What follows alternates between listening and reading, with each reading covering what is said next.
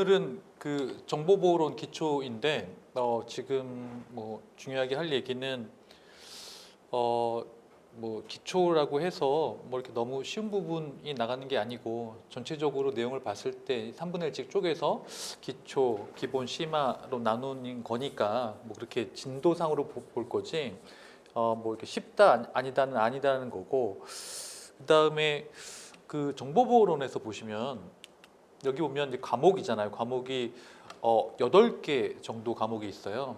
여기 보시면은 그 정보 8개 과목이 있는데 이 중에서 여러분들이 저한테 하는 질문 중에 굉장히 많은 질문은 뭐냐면 지금 저는 그 전산직 관련해 가지고 정보보호론 강의를 하고 있잖아요. 근데 이제 요새 뜨고 있는 직렬이 그게 뭐냐면 정보보호직 그리고 사이버 직렬이에요. 거기에 시험 과목이 아마 정보 시스템 보안이랑 네트워크 보안이죠. 여기 보면은 요거하고 요거예요. 근데 원래대로라면 그 네트워크 보안은 컴퓨터 네트워크에서 발생하는 보안을 다루는 거고요. 그 다음에 정보 시스템 보안은 컴퓨터 시스템, PC나 서버에서 발생할 수 있는 보안을 다루는 거거든요. 근데 시험 문제, 여태까지 나왔던 시험 문제 모든 것들을 다 풀어봤는데 그게 그렇게 안 되더라고요. 그렇게 안 돼 있더라고요. 그러니까 그냥 보니까 그 네트워크 보안, 시스템 보안이라고 말만 그렇게 해놓고 이 전체 모든 과목을 나눠서 시험 문제 냈어요. 그러니까 그럼 교수님 이것만 공부하면 그 문제를 맞출 수 있어요? 그럼 정확하게 말씀드릴게요. 풀면 요 강의 자료만 봤을 때 한 70점, 80점 맞을 수 있어요. 네트워크 보안이랑 정보 시스템 보안. 근데 합격하려면 예를 들어서 전공 쪽에서 점수를 많이 따고 싶다. 그러면은 90점 정도 맞아야 되잖아요. 그럴 경우에는 좀 더 깊숙하게 공부를 하셔야 돼요. 그런 부분들이 있다라는 거예요. 그 얘기를 하고 있는 거고. 그런 부분이 있고, 그 다음에 여러분들이 제일 어려워하는 것도 뭐가 있냐면 도대체 이 법규, 마지막에 있는 그 관련 법규는 도대체 어떻게 우리가 공부를 해야 되냐. 방법이 없어요.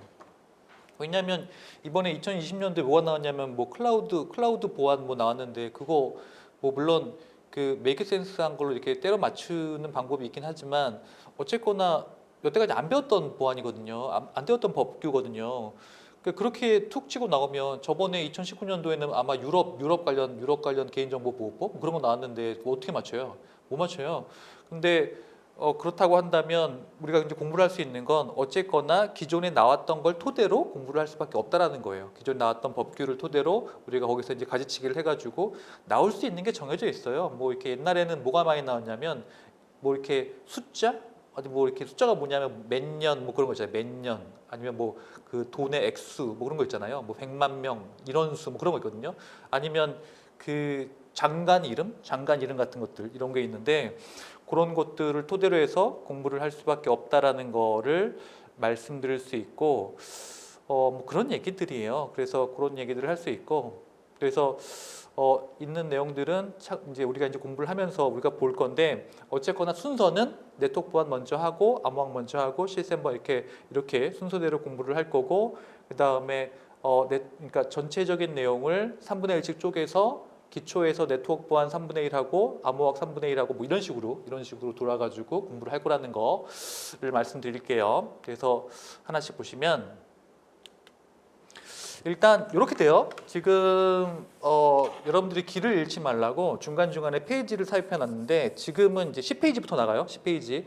그 네트워크 그 기초 책에 네트워크 개요해서 10페이지부터 나가고 그다음에 요 파트는 중요도가 어떻게 되냐면 그러니까 이렇게 생각하시면 돼요. 10문제 미치면 여태까지 나왔던 문제의 어떤 개수가 10문제 미치면 그 중요도가 하인 거고 그 다음에 10문제에서 20문제 사이면 중인 거고 그 다음에 20문제 이상 나왔으면 상인 거예요. 그러니까 지금 보시면 2문제 나왔잖아요. 그러니까 2문제니까 그렇게 중요도는 높지 않지만 어쨌거나 그런 관점에서 바라보시면 된다라는 거고 그래서 맨 처음에 나오는 거는 네트워크 계열에서 당연히 OSI 7 레이어를 봐야 되는데 OSI 7 레이어의 앞에 오픈이 붙었잖아요. 원래는 그 7계층을 이제 개방형으로 만든 건데 이거는 뭐냐면 그 사실 이렇게 생각하시면 돼요. 우리가 컴퓨터가 2대밖에 없어요.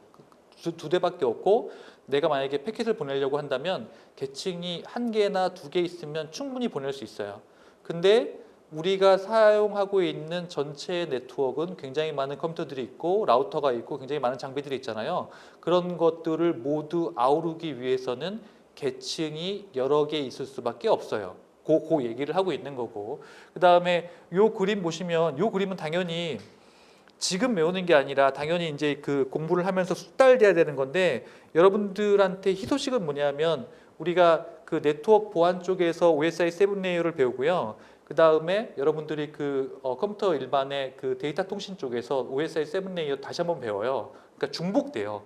그러니까 이 부분을 잘 알아두면 이 두 개를 같이 볼 수 있겠다라는 얘기인 거고. 그 다음에 지금 보시면은 그 물리 계층부터 해가지고 응용 프로그램 계층해서 7계층이 존재를 하는데 각 계층마다 어떤 특징이 있어요. 어떤 특징이 있는데 사실 세션 표현 같은 경우에는 너무나 명확하기 때문에 그 계층이 뭐다라는 거는 확실히 알 수 있어요. 근데 여기서 우리가 가장 시험 문제 많이 나오는 건 요 세 개의 계층이 정말 헷갈려요. 별표할까요? 데이터 링크 계층이랑 네트워크 계층이랑 전송 계층을 구분하는 문제가 계속적으로 출제가 되고 있어요. 자, 그렇다고 한다면 이 세 개의 차이점이 도대체 뭐냐라고 하는 거예요. 지금 보면 그 세 개의 차이점을 여기에 표시하고 여기에 표시하고 여기에 표시했는데 요거를 그림으로 잠깐 설명드리면 이렇게 되는 거예요. 지금 보면은 이렇게 돼 있어요.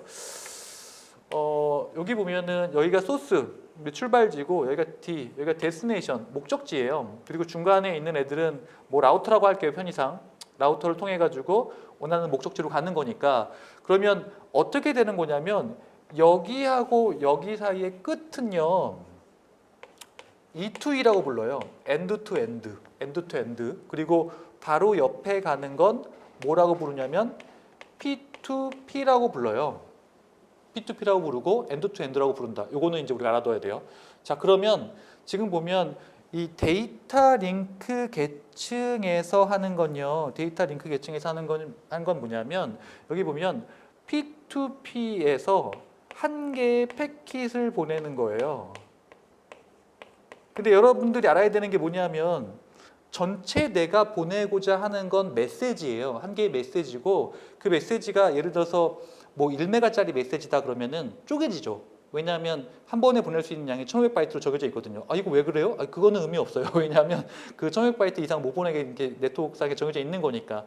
그러니까 그걸 MTU라고 하는데 어쨌거나 1500바이트로 못 보내니까 한 개의 패킷은 1500바이트예요. 쪼개져서 보내요. 그러니까 한 개의 패킷을 P2P로 전달하려고 할 때는 우리가 데이터 링크 계층을 사용합니다. 그러면 네트워크 계층은 뭔가요? 네트워크 계층은 E2E로 한 개의 패킷을 보내려고 할 때 사용하는 프로토콜입니다.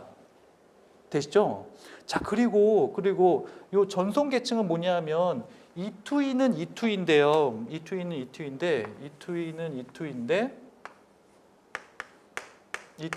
E2인데 한 개의 메시지, 전체 메시지에 대한 거예요. 틀리죠? 서로 다루고자 하는 게 좀 틀리죠. 그런 얘기를 하고 있다라는 얘기예요. 그래서 요 개념은 정말 중요하니까 요 밑에 요 옆에다가 요 그림을 꼭 그려 놓으신 다음에 계속적으로 보시면 돼요. 그러니까 이게 재밌는 건 뭐냐면 사실 요 지금 P2P에서도 사실은 뭐 흐름 제어나 어떤 그런 것들이 있고 그 다음에 E2E에서도 흐름 제어가 있는데 중요한 건 그런 거예요. 그러니까 어디를 대상으로 흐름 제어를 하고 있는 건지. 흐름 제어는 뭐냐면 어떤 패킷이 잘 갈 수 있도록 하는 거잖아요. 그러니까 그런 관점에서 바라보셔야 돼요. 그게 명확하게 이제 구분이 된다는 거죠. 그 얘기를 하고 있는 거다라는 거고 나머지는 되게 이렇게 이렇게 구분하기 되게 좋아요. 세션 계층은 이렇게 연결을 맺고 있는 상태, 그 연결을 맺고 내가 데이터를 주고받는 것들을 관리하는 거고 표현 계층 같은 경우에는 그런 거예요. 압축이나 암호화나 그런 거 되게 명확하죠. 그런 것들을 하는 부분이다라는 거. 응용 계층은 그냥 응용 여러 가지 그 표준 정해가지고 어플리케이션들이 돌 수 있도록 만들어주는 어떤 그 바탕이 되는 거니까 그렇게 이해하시면 되니까 자, 7가지 계층을 전체를 우리가 이해할 수 없다고 한다면 어쨌거나 데이터 링크 네트워크 전송은 무조건 숙지를 하셔야 된다 라는 게 포인트인 거예요. 그 얘기를 하고 있는 거고, 자, 그 다음에 지금 보시면 일단 이제 계층 하나씩 보는 거예요. 물리계층은 사실은 물리계층이 하는 역할은 그런 거예요. 그 호환성이라는 게 뭐냐면, 그러니까 물리계층 쪽에서 하는 역할은 일단 그 데이터 링크 쪽에서 이제 비트들이 있으니까 데이터 링크로부터 오는 비트들을 물리적인 신호로 바꿔주는 거거든요. 근데 그 물리적인 신호로 바꾸려고 할 때 어쨌거나 연결을 맺는 부분들이 있으니까 뭐 이렇게 케이블이라든지 아니면 연결구라든지 그런 그 호환성이 되게 중요해요. 왜냐하면 그런 종류들이 되게 많잖아요. 그러니까 그런 것들을 호환성이 중요하다고 할 수 있고, 지금 보면 속도로 애들을 구분할 수 있는데, 지금 보면 카테고리 5하고 카테고리 6가 예전에 지금 많이 쓰였던 종류이고, 지금은 이제 카테고리 7이죠. 카테고리 7 10GBps 정도 이렇게 많이 이렇게 속도가 빨라졌잖아요. 그죠? 그 얘기인 거고, 이제 속도로 구분하는 거고, 그 다음에 제가 여기서 이제 중요하다고 생각되는 건 빨간색으로 되어 있는 부분, 실제로 뭔가 시험 문제가 굉장히 디테일하게 나온다고 한다면 이런 것들이에요. 이런 것들 그 802.5가 그러니까 표준 802.5가 토큰링이다. 여기 별표해 놓을까요? 그리고 지금 802.3이 여기 보면 베이스 T라고 되어 있는데 이거를 뭐라고 부르냐면 CSMA CD로 적어 놓을까요? 이런 것들이 시험 문제가 디테일하게 나와요. 그러니까 뭐 이렇게 토큰 링 같은 경우에는 이렇게 링의 형태로 돼 있어가지고 링의 형태로 이렇게 애들이 컴퓨터들이 연결되어 있는 거예요. 그래서 자기가 이제 아무 때나 전송할 수 있는 건 아니고 내가 이제 토큰을 갖게 되면 그때 전송할 수 있는 구조인 거고. 저기 보면 CSMA CD 같은 경우에는요 그런 거예요. 그러니까 충돌이 발생하면 충돌을 어떻게 처리할 것인지 뭐 그런 것들을 정리를 하는 거다라는 개념인 거예요. 저거 표준, 그러니까 숫자 조심하시고요. 저런 거 정리해 놓으시고. 그 다음에 지금 보면 여기 보면은 지금 케이블 중에 이런 것들이 있는데 UTP 케이블 뭐 이런 것들이 있는데 지금 보면은 UTP 있고 FTP 있고 STP 있는데 지금 보면은 우리가 지금 사용하는 거는 그 가격이 싼 UTP죠. UTP는 여기 보면은 비차폐예요. 그러니까 차폐를 안 했다는 뜻인데 어떤 차폐를 안 했냐면 정기적인 신호의 영향 그런 것들을 차폐를 안 했다는 거고, 뭐 FTP는 한 번 한 거고 STP는 2번 한 건데 뭐 이런 것들은 그냥 팁으로 알아두시면 좋을 것 같아요. 그 얘기를 하고 있는 거고. 그 다음에 데이터 링크 계층 2계층에 왔어요. 2계층 아까 말씀드리는 것처럼 P2P 간에 한 개의 패킷을 전송하려고 할 때 사용되는 구조라고 말씀드렸고, 우리가 여러분들의 컴퓨터가 윈도우라고 한다면 내가 데이터 링크 계층의 정보, 정확하게 얘기하면은 그 맥 정보거든요. 맥 정보를 볼 수 있어요. 맥 정보를 볼 수 있는. 그러면 뭐 이렇게 디테일한 것도 시험에 나옵니까? 나와요. ipconfig라는 명령어를 통해서, 그러니까 여러분들이 오늘 집에서 해볼 건 뭐냐면요. 저 ipconfig라는 거를 그 커맨드 창 있잖아요. 커맨드 창을 띄워가지고 저 명령어를 치면은 IP 정보랑 맥 정보가 나와요. 그러니까 그런 정보를 여러분들이 볼 수 있다. 그러니까 맥 정보는 뭐냐면 여러분들 그 네트워크 카드에 붙어 있는 맥 정보예요. 그래서 저 맥 정보 같은 경우에는 바꿀 수가 없죠. 그래서 물리 정보예요. 그러니까 그 랜카드에 붙어 있는 정보니까, 랜카드에 이제 고정되어 있는 정보니까 바꿀 수가 없다라는 거고, 만약에 여러분들 컴퓨터가 리눅스라고 한다면 명령어가 좀 틀려요. ifconfig예요. 그러니까 ipconfig가 아니고요. 얘는 윈도우고요. ifconfig는 리눅스에서 시행되는 거예요. 저거 헷갈리면 안 돼요.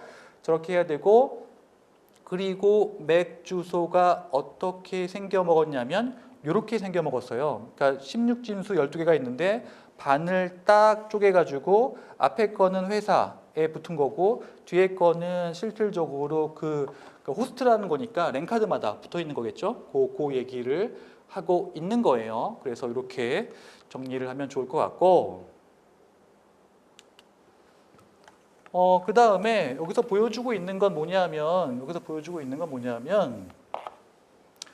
우리가 이제 그 데이터 링크 계층에 보면은 데이터 링크 계층에서 사용하는 그 네트워크 장비들이 있는데, 여기서는 이제 뭐 여러 가지 장비들이 있는데, 이 중에 하나가 스위치가 있어요. 그러니까 스위치 중에는 그 여기 보면 그 스위치라고 돼 있는데, 요 스위치는 그러니까 여기서만 말씀드리면 그 더미 허브하고 스위칭 허브가 있어요. 그러니까 더미 허브는 뭐냐면 내가 이제 패킷을 받으면 얘가 어디로 보내는지 알 수가 없잖아요. 그러니까 다 패킷을 브로드캐스트 다 보내요. 다 전체적으로 보내요. 요게 이제 더미 멍청한 허브이고, 스위칭 허브는 만약에 학습이 돼 있다면, 여기에 목적지에 있는 맥이 있다는 걸 알 수 있다면 여기로만 보내요. 그래서 스위칭 허브라고 불러요. 요거. 근데 정보는 뭘 이용해서? 맥 정보를 이용해서 보내요. 맥 정보. 여기 헷갈리면 안 돼요. 데이터 링크 계층에서는 IP 정보를 이용하지 않아요. 바로 옆에 있는 애한테 보내는 거기 때문에 맥 정보만 있으면 돼요. 그러면 맥 정보는 어떻게 알죠? 맥 정보는 IP 정보를 알고 있으면 내가 그 ARP 프로토콜 같은 걸 이용해 가지고 알아낼 수 있거든요. 이거는 우리가 조금 있다가 하고. 그러니까 제가 예를 들어 드린 거 잘 보세요. 이거 정말 중요해요. 지금 보면 통상적으로 내가 사무실 안에서 만약에 사무실 안에 인원이 10명이 있다면 뭐 라우터나 그런 게 필요 없어요. 그냥 허브만 있으면 되는 거죠. 스위칭 허브만 있으면 내가 패킷을 주고받을 수 있게 되는 개념인 거예요. 그 얘기를 하고 있는 거고. 그래서 이거를 전체적인 그림으로 설명드리면, 만약에 이게 그 사무실 안에 있는 거라면 스위치가 하나 존재하고 그 다음에 패킷 보내는 쪽, 패킷 받는 쪽이 있다고 한다면, 여기 보면 정보를 물리 계층이랑 데이터 링크 계층밖에 사용을 안 한다는 거예요. 왜냐하면 데이터 링크 계층 같은 경우에는 맥 정보를 사용하고 있는 거고, 그 다음에 물리 계층 같은 경우에는 그 실제 전기적인 신호를 바꿔주는 부분이 있는 거니까 그렇게 사용할 수 있다라는 거고, 실제로 패킷을 봤더니 패킷 정보 중에 3계층에 있는 IP 정보는 보지 않고요. 2계층에 있는 출발지 맥이랑 2계층에 있는 목적지 맥만 여기에서 본다라는 개념인 거예요. 그 얘기를 하고 있는 거고, 그래서 2계층의 정보만 필요하다고 말씀드린 거고, 그래서 요거를 좀 더 구체적으로 이제 설명을 드리면 그 스위치의 동작 원리예요. 지금 보시면 이제 학습된 걸 보여주고 있는데, 지금 보세요. 스위치에 요거 보면 스위치가 이제 포트가 4개 있어요. 포트가 4개 있다는 얘기는 그 케이블을 4개 꽂을 수 있다는 얘기예요. 4개 꽂을 수 있고, 지금 보면 2번 포트의 안방 컴퓨터의 맥 주소, 왜 어떻게 아냐면 안방 컴퓨터의 맥 주소가 2번 포트를 통해서 한번 패킷을 보낸 적이 있어요. 그러면 저렇게 학습이 되는 거고, 그 다음에 3번 포트에 작은 방 컴퓨터의 맥 주소가 물려가지고 지금 이렇게 왔구나 이렇게 해가지고 이렇게 오면은 학습이 돼가지고 알 수 있고. 근데 그러니까 이렇게 학습이 됐으니까 내가 안방 컴퓨터의 맥 주소가 2번 포트에 있고 작은 방 컴퓨터의 맥 주소가 3번 포트에 있으니까 그쪽으로 내가 원할 때 보낼 수 있는 거죠. 근데 우리가 잘못할 수 있는 게 뭐냐면 이렇게 돼 있는 거예요. 지금 보면 스위치 안에 당연히 우리가 패킷을 보내니까 IP 정보가 있지 않겠느냐라고 해가지고 이렇게 IP 정보가 있지 않겠느냐라고 하는데 없어요. 절대 없어요. 헷갈리면 안 돼요. 절대 없어요. 그 얘기를 하고 있는 거고. 그 다음에 3계층 보시면요. 3계층 보시면 네트워크 계층이고요. 지금 보면은 엔드 투 엔드로 한 패킷을 보낼 때 사용한다고 했잖아요. 그죠? 그리고 여기서 하는 건 뭐냐면 라우팅이에요. 라우팅이 뭐냐면 그 라우터들이 중간에 있으니까 라우터들 사이로 패킷을 어떻게 보낼 건지, 어떤 경로로 보낼 건지를 얘기하고 있는 거고, 그 다음에 프래그멘테이션은 아까 말씀드린 것처럼 전체 메시지를 한 번에 보낼 수 없으니까 그거를 1500바이트 단위로 쪼갠다. 그게 프래그멘테이션이라고 하는 거고요. 프래그멘테이션. 그리고 이제 디프래그멘테이션 다시 합치는 거죠. 그 얘기를 하고 있는 거고. 그다음에 이건 좀 지울까요? 흐름 제어랑 그다음에 오류 제어. 요거는 파란색으로 되어 있는 부분은 잘못되어 있는 부분이에요. 흐름 제어랑 오류 제어는 일단 지워두세요. 저게 지금 네트워크 계층에서 명확하게 사용한다는 것들은 이제 나와 있는 부분이 없으니까 그거는 이제 X표를 쳐주시고, 그 다음에 네트워크 계층에서 갖고 있는 것 중에 대표적인 주소가 IP 주소죠. 그냥 논리 주소예요. 왜냐하면 왜 논리 주소냐면 주소를 바꿀 수 있기 때문에 논리 주소가 되는 거예요. 그래서 IP 주소를 보고 싶으면 기본적으로 IP config 또는 IF config를 실행하면 내가 IP 주소를 볼 수 있다라는 개념인 거예요. 그 얘기하고 있는 거고. 그래서 지금 보시면은 우리가 이제 주소를 어떻게 표현하냐면 이렇게 표현해요. 10진수로 표기하는데 이렇게 지금 보시면은 그러니까 이진수 8비트씩 해가지고 32비트 요거는 이제 IPv4죠. IPv4는 32비트이고 그 다음에 요게 이제 바뀌어가지고 IPv6잖아요. IPv6는 128비트가 되는 거죠. 이제 IPv6는 좀 이따 말씀드릴 거고 그 다음에 IP 주소에 클래스가 있는데 A 클래스, B 클래스, C 클래스, 뭐 D 클래스, E 클래스 있는데 지금 뭐 이렇게 보면은 그 몇 비트를 네트워크 주소로 사용할 것인지 뭐 그런 걸로 이제 구분을 짓는데 사실은 뭐 이렇게 옛날에는 A 클래스, B 클래스, C 클래스 같은 걸 사용했는데 지금은 그걸 사용하는 게 아니라 서브넷을 사용해요. 왜냐하면 A 클래스, B 클래스, C 클래스를 하면 너무 많거나 너무 적거나 그런 부분이 발생하기 때문에 기본적으로 서브넷을 사용해 가지고 좀 더 미세하게 네트워크를 쪼개요. 그 개념을 얘기하고 있는 거예요. 그 다음에 여기 보면은 네트워크 주소랑 호스트 주소가 있는데 호스트 주소는 실제 호스트들이 갖고 있는 PC들이 갖고 있는 IP 주소를 얘기하는 거고 네트워크 주소는 그 네트워크를 대표하는 주소예요. 그러니까 예를 들어서 뭐 숭실대면 숭실대 아니면 서울대면 서울대. 그러니까 걔네들을 대표하는 네트워크 주소가 있고 그 안에 컴퓨터들이 되게 많잖아요. 그런 경우에는 호스트 주소를 사용하게 되는 개념인 거죠. 그 얘기를 하고 있는 거고. 그래서 여기 보면은 지금 그 A 클래스, B 클래스부터 이렇게 보여주고 있는데 여러분들이 이건 외워야 돼. 그러니까 A 클래스는 0으로 시작하고요. B 클래스는 10으로 시작하고 C 클래스는 110, 그 다음에 D 클래스는 1110, E 클래스는 1112. 이거 무조건 외워야 돼요. 물론 시험에 나오는 빈도가 떨어지긴 했지만 언제 어떻게 나올지 몰라요. 근데 뭐 이렇게 아예 없어진 건 아니니까. 그러니까 이렇게 외워서 이게 만약에 시작 주소가 0으로 시작한다면 내가 그러니까 0으로 시작하니까 여기가 0이고 나머지가 000부터 11까지 되니까 실제로 가질 수 있는 범위가 나오거든요. 그러니까 그 주소를 우리가 구분하실 수 있어야 된다는 얘기예요. 그 얘기를 하고 있는 거고. 자, 두 번째 외워야 되는 건 뭐냐면 사설 네트워크를 외워야 돼요. 사설 네트워크는 뭐냐면 여기 보면은 이렇게 퍼블릭이 있고요. 그 다음에 프라이빗 네트워크가 있어요. 그러니까 퍼블릭은 뭐냐면 그 IP를 갖고 있으면 내가 어디서든 예를 들어서 통신이 가능한 거예요. 예를 들어서 내가 어느 학교에 갔는데 그 학교에서 퍼블릭 IP를 내가 받게 됐다면 그 IP를 갖고 인터넷 같은 것들을 할 수 있게 되는 거죠. 근데 이제 프라이빗 IP는 뭐냐면 그런 거예요. 내가 집에 무선 공유기를 설치했어요. 그러면 무선 공유기를 설치했으면 내가 그 통신회사에서 받은 퍼블릭 IP는 한 개예요. 왜 비싸잖아요. 하나 받았어요. 근데 내부적으로는 여러분들이 굉장히 많이 IP를 사용하죠. 왜냐하면 나도 물려있고 할아버지도 물려있고 아버지도 물려있고 엄마도 물려있잖아요. 그 밑에 있는 퍼블릭 IP 밑에 있는 공유기 밑에 있는 애들은 다 프라이빗 IP예요.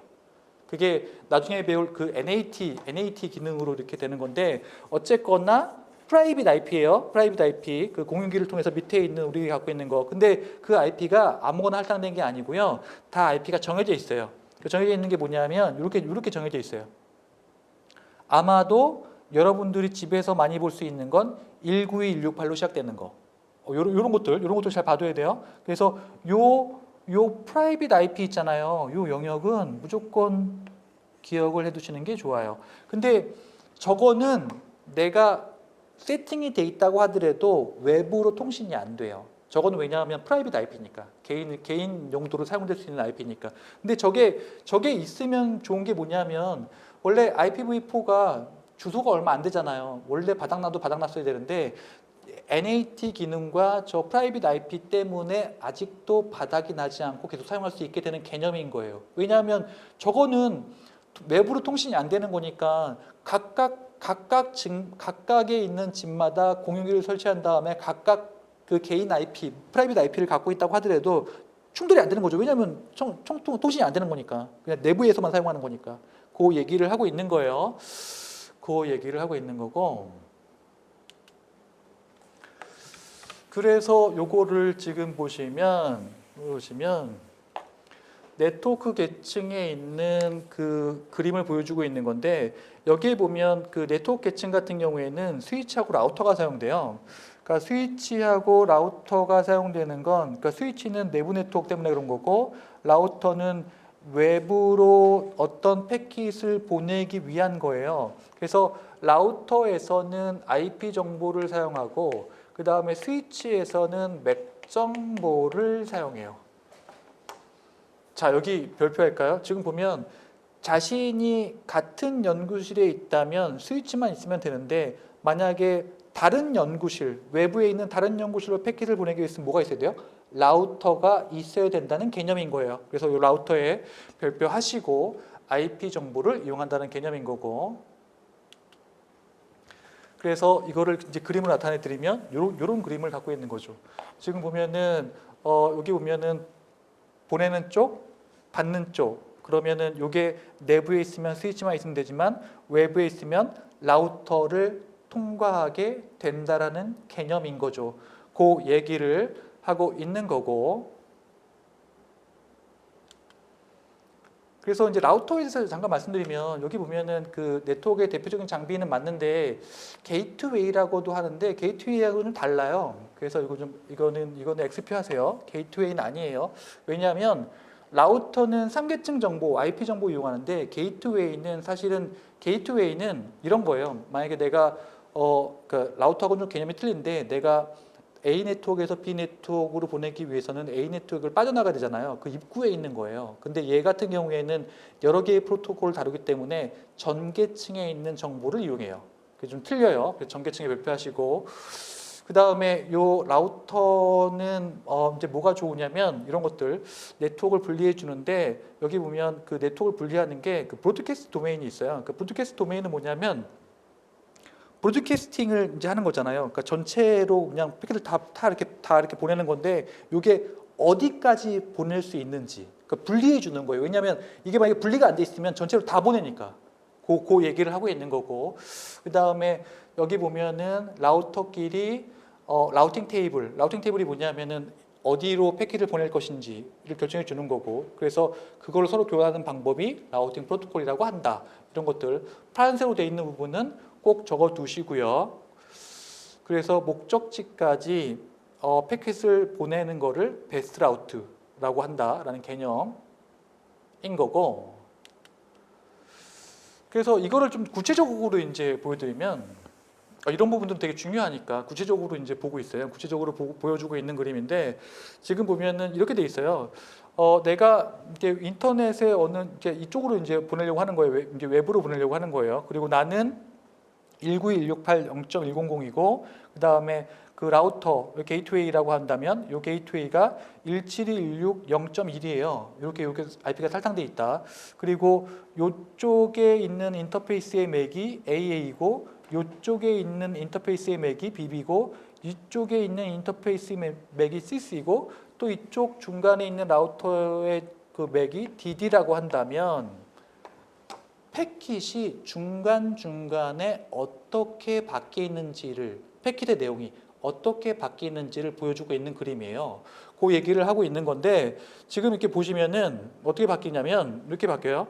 맨 처음에 이렇게 돼 있죠. 맨 처음에는 지금 내가 가려고 하는 게 지금 보면 IP 정보가 있고 그 다음에 맥 정보가 있고 맥 정보 그러니까 2계층 정보하고 3계층 정보가 이렇게 돼 있다라고 했을 때 하는 걸 보여주고 있는 건데. 맨 처음에는 어떻게 바뀌냐면 이렇게 바뀌죠. 맨 처음에는 이제 소스가 적혀져 있죠. 소스가 이렇게 적혀져 있고 그리고 소스에 있는 맥이 이렇게 적혀져 있죠. AA 맥에서 보내고 그 다음에 지금 나의 IP는 1716.0.100인 거죠. 그리고 이제 목적지 IP가 예를 들어서 상대편 저 멀리 있는 IP가 200.1.1020이라고 한다면 요거를 여기다가 이렇게 기입하면 되죠. 기입하면 되는 거고, 이렇게 기입하면 되는 거고, 기입하면 되는 거고.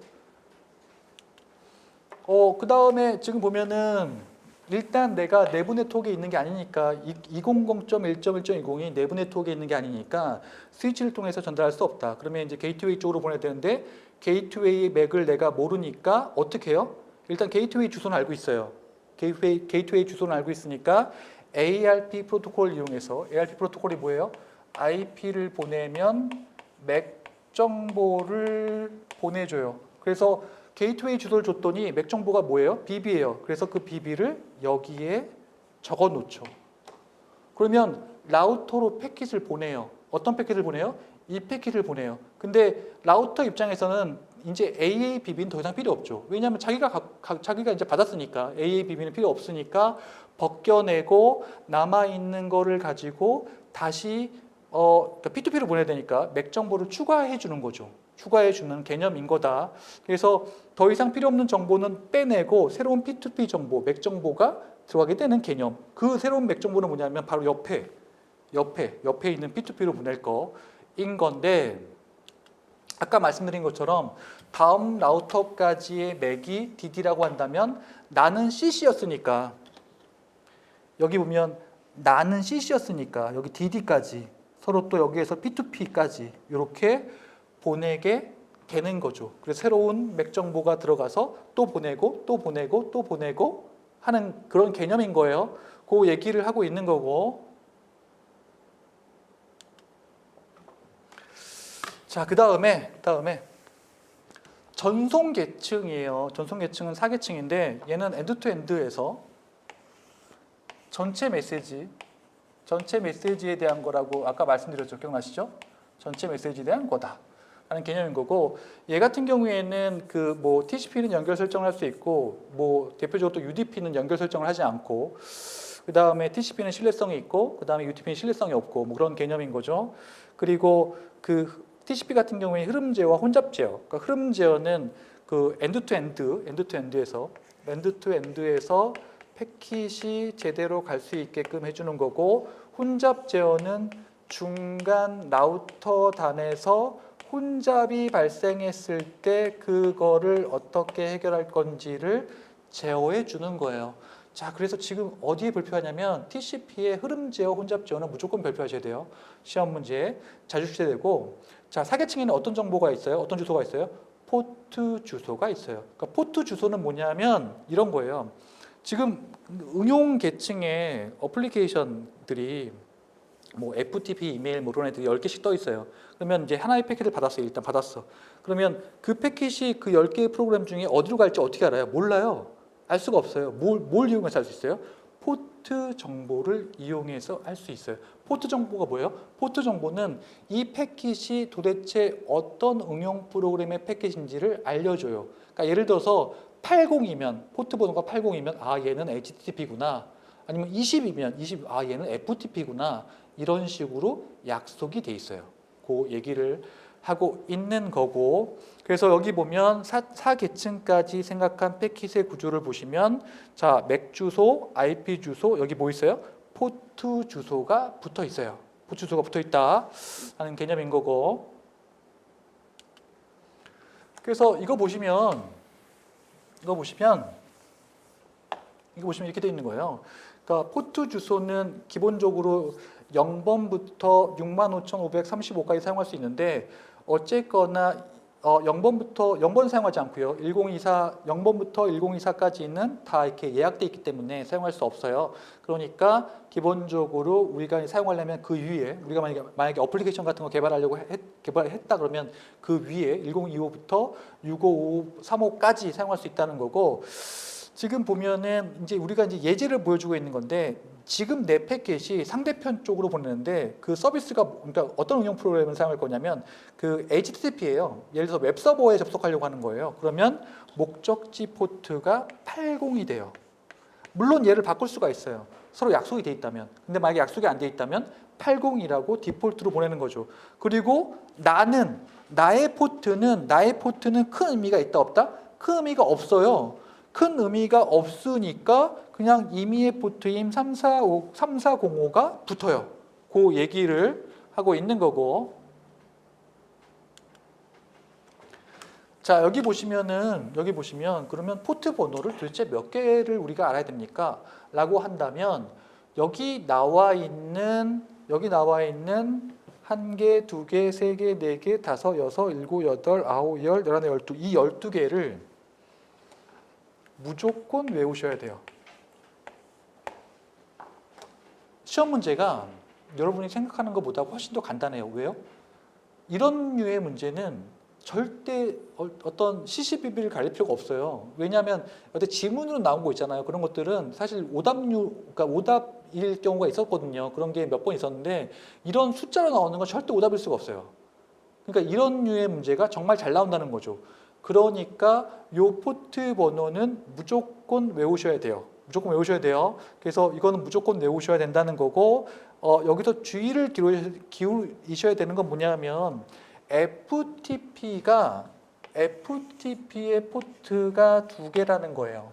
20번이 있고 21번이 있어요. 그래서 21번은 이제 제어를 위한 거고요. 20번은 실제 데이터를 위한 거예요. 발표할까요? 자, 그리고 23번은 텔넷이에요. 텔넷은 뭐냐면 원격지에 접속해서 내가 원하는 명령들을 수행하는 거예요. 원격지 컴퓨터에 접속해서 수행할 수 있는 텔넷 서비스가 있고, 요게 좀 문제가 있어서 이렇게 도청에 문제가 있어서 SSH를 요새는 많이 사용하죠. 적어 놓으시고, 그다음에 SMTP는 이제 이메일이니까 좀 이따 말씀드리고, 그다음에 팝3도 이메일이니까 좀 이따 말씀드리고, IMAP도 이메일이니까 좀 이따 말씀드릴게요. 정말 시험지 잘 나와요. 그래서 여기 따로 정리해놨죠.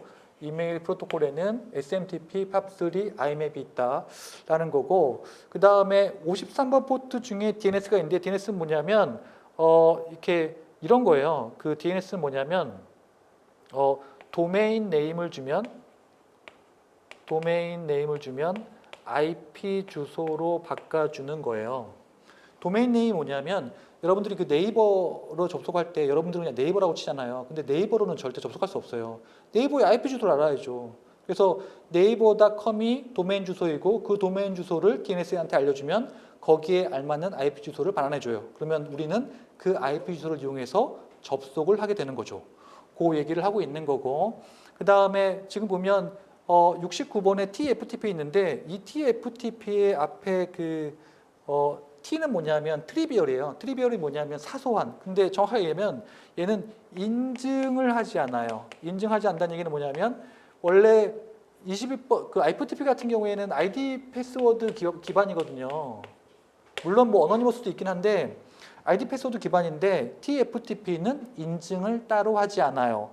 FTP를 할 때 그 얘기를 하고 있는 거고, 그 다음에 HTTP는 뭐냐면 HTML을 전송하기 위한 프로토콜인 거죠. HTML을 주고받기 위한 HTML 뭔지 아시죠? 웹 문서를 주고받기 위한 프로토콜. 그 다음에 111번 포트 보시면 RPC 있는데 RPC가 뭐냐면 리모트 프로시저 콜이에요. 이건 뭐냐면 원격지에 있는 프로그램을, 그러니까 내가 B라는 컴퓨터에 접속해서 B에 있는 컴퓨터의 프로세스나 프로그램을 실행하는 거예요. 원격지로 실행하는 거죠. 그 얘기를 하고 있는 거고, 그 다음에 여기 보면 넷바이오스 있는데요. 넷바이오스. 그러니까 이런 거에 발표하세요. RPC, 넷바이오스, 그리고 이게 SNMP 이런 거 잘 익숙하지 않은 것들. 그래서 넷바이오스 같은 경우에는 뭐냐면 윈도우에서 뭐 그런 거 있잖아요. 그 폴더 공유하거나 아니면 그 네트워크에 있는 프린터 사용하거나 그런 거 있잖아요. 그런 거를 지원하고 있는 프로토콜이 넷바이오스이고, 그 다음에 SNMP는 여기 발표할까요? SNMP는 여기 보면은 그 매니지먼트에 발표하세요. 그러니까 SNMP는 어떤 이런 거예요. 예를 들어서 여기 이제 네트워크 장비가 있어요. 그리고 내가 어떤 마스터가 이렇게 있는데 SNMP 프로토콜을 이용해 가지고 이 장비에 어떤 값을 설정하거나 아니면 그 장비에 어떤 정보를 볼 수 있어요. 그 정보가 뭐냐 하면 뭐 CPU 정보, CPU가 지금 얼마나 돌고 있다, 메모리 정보 그런 것들을 볼 수 있어요. 아니면 내가 어떤 그 값들을 어떤 값들을 설정할 수 있냐면 여기에 만약에 어떤 네트워크 장비라고 한다면 그 안에 랜카드들이 여러 개 있거든요. 근데 이제 1번 랜카드를 죽이고 싶어. 그럴 경우에 SNMP를 통해 가지고 1번 랜카드를 다운시킬 수 있어요. 그런 식으로 SNMP가 사용되고 있는 구조인 거고, 그래서 우리가 보면 요거만 정리하고 좀 쉴게요. 하나만 정리하고 지금 보시면은 뭘 정리할 거냐면 마지막으로 남은 게 뭐죠? 이메일 SMTP 팝3 IMAP이잖아요. 저거만 정리할게요. 지금 보면은 이렇게 돼 있어요. 각각이 이제 언제 쓰이냐는 거죠. 이메일 프로토콜은 프로토콜인데 언제 쓰이냐. 여기 보면 메일 서버가 이렇게 있어요. 메일 서버가 이렇게 있고, 그다음에 메일 클라이언트가 이렇게 있어요. 메일 클라이언트가 이렇게 있죠. 그리고 메일을 보내고 메일을 다운로드 받죠.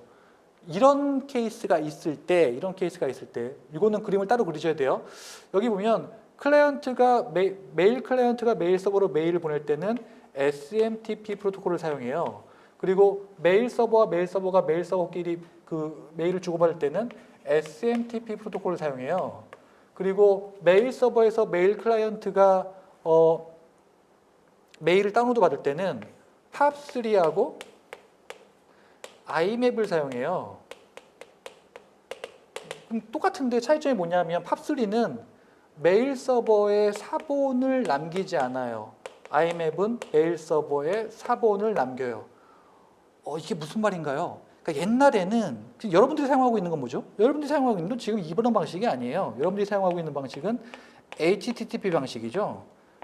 왜냐하면 여러분들 지메일이나 아니면 네이버 메일 같은 경우에는 이런 방식으로 사용하는 게 아니라 접속을 그 네이버에 접속을 한 다음에 지메일에 접속을 한 다음에 거기서 보는 거잖아요. HTTP 방식이에요. 근데 옛날에는 뭐 지금도 간혹 사용되긴 하는데 이 방식을 사용했단 말이죠. 물론 여기서도 지원을 좀 하긴 하는데 지금 보면은 메일 클라이언트는 뭐냐면 옛날에 그 아웃룩 익스프레스 그 메일 그 PC에서 도는 그 메일 클라이언트가 있었어요. 그래서 거기에서 메일을 보내고 메일을 다운로드 받고 그래서 요 메일 서버들이 이렇게 따로 존재하고 있거든요. 그러니까 메일 서버 같은 경우에는 사실 그 연구실에 만약에 있다고 한다면 연구실용 메일 서버 같은 것들이 따로 이렇게 존재하고 막 그랬거든요. 그래서 걔네들이 메일을 보내주고 있었는데 어쨌거나 요 화살표 문제가 많이 나왔어요. 그러니까 메일 클라이언트에서 메일 서버로 보낼 때 필요한 프로토콜은 SMTP이고 메일 서버끼리 메일을 주고받을 때는 SMTP 프로토콜이 필요하고 그 다음에 메일을 다운로드 받을 때는 팝3하고 IMAP이 필요한데 팝3는 사본을 남기지 않고 메일 서버에 사본을 남기지 않고 메일 사본을 IMAP은 메일 서버에 메일 사본을 남긴다라는 게 포인트예요. 그 얘기를 하고 있는 거예요. 그래서 요 그림 그려놓고 정리하시고 이후 얘기는 우리가 좀만 쉬었다가 하도록 하겠습니다.